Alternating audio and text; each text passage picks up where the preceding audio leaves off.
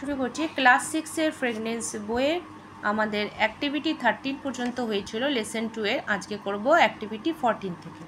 তাহলে প্রথমে বলে দিই, এখানে প্রথমে বলছে অ্যাক্টিভিটি 14-এ বলছে choose from the above passage from the synonyms of the underline words and the right them with the blank space against each সেন্টেন্সে। প্রতিটি সেন্টেন্স থেকে তোমাদের সিনোনিমস তোমাদের অনুচ্ছেদ থেকে বের করতে বলা হয়েছে, প্রতিশব্দ বের করে লিখতে হবে।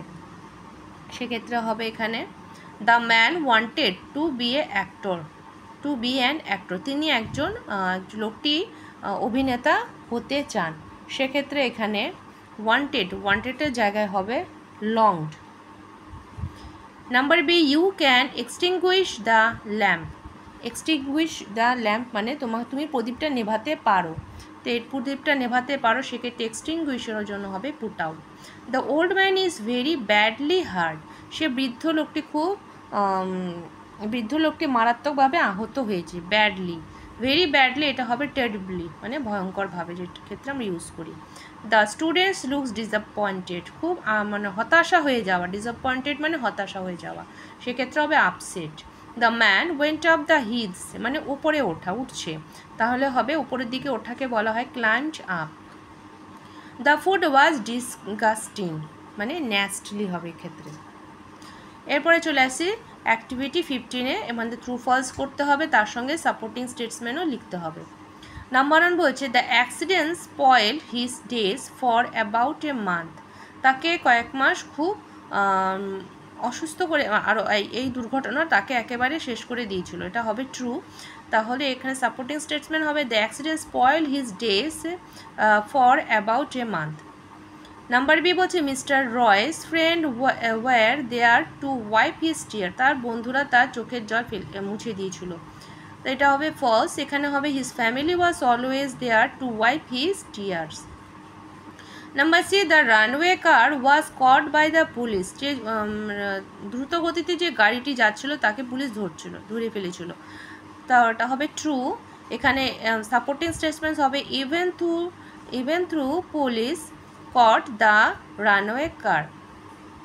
Number D, Mister Roy can drive a car now, সে মিস্টার রয় এখন গাড়ি চালাতে পারেন, এটা ট্রু। এটা supporting statement even can drive a car, সে এখনও গাড়ি চালাতে পারে, মানে তার অ্যাক্সিডেন্ট হওয়ার পরেও তিনি গাড়ি চালাতে পারেন। His family celebrated his 61st birthday, তার পরিবার 61st বার্থডে মানে হচ্ছে 61 বছরের তার জন্মদিন পালন করেছিল, এটা হবে ফলস। এটা হবে সেলিব্রেটেড হিজ 65th বার্থডে, তার 65 বছরের জন্মদিন পালন করা হয়েছিল। নাম্বার এফ হচ্ছে he was hit by a motorcycle, তিনি একটি মোটর সাইকেলের দ্বারা আহত হয়েছিলেন, false. He was hit by a fiercely racing car, তিনি একটি ভয়ঙ্কর রেসিং কারের দ্বারা আহত হয়েছিলেন। এরপরে অ্যাক্টিভিটি 16-এ বলছে answer the following question. What did mister Roy remember about the accident, তিনি কি মনে করেছিলেন অ্যাক্সিডেন্টের পরে? তো অ্যাক্সিডেন্টের পরে কি করছেন mister Roy remember how he bumped into the car banging his নিস অ্যান্ড ফেল ডাউন, মানে তিনি যে গাড়িতে অসম্ভব রকম ধাক্কা খাওয়ার পরে সেখান থেকে তার হাঁটুতে ব্যথা পেয়ে যে উনি পাল্টিকে পড়ে গিয়েছিলেন, সেই ব্যথাটা এখনও উনি মনে আছে। What did he wish for on his birthday, তিনি তার জন্মদিনে কী উইশ করেছিলেন? He wished a long and peaceful life, তিনি একটি দীর্ঘ এবং শান্তিপূর্ণ জীবনে ইচ্ছা প্রকাশ করেছিলেন। চলে এসে অ্যাক্টিভিটি 17-এ, এখানে বলেছে তোমাদের মেকিং সেন্টেন্স মানে বাক্য রচনা, এখানে যেভাবে করা আছে সেটা না করলেও চলবে, অন্যরকমভাবে করলেও চলবে।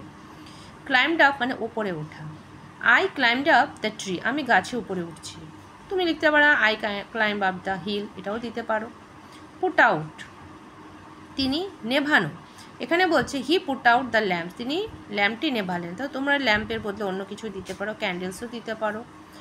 Fail down, the baby fell down from the bed, সে বাচ্চাটি পড়ে গিয়েছিল, ফেল ডাউন মানে পড়ে যাওয়া। রান অ্যাওয়ে মানে খুব জোরে দৌড়া, the thief run away from the jail, চোরটি জেল থেকে দৌড় মেরেছিল। পরে আসছি অ্যাক্টিভিটি 18-এ, অ্যাক্টিভিটি 18-এ বলছে fill in the blank with appropriate auxiliary verb you have find help in the box, help বক্সে আছে এখানে am, is, are, do, were, কটি শব্দ দেওয়া আছে এখানে অক্সিলারি ভার্বের, এখানে অক্সিলারি ভার্ব তোমাদের এখানে বসাতে হবে।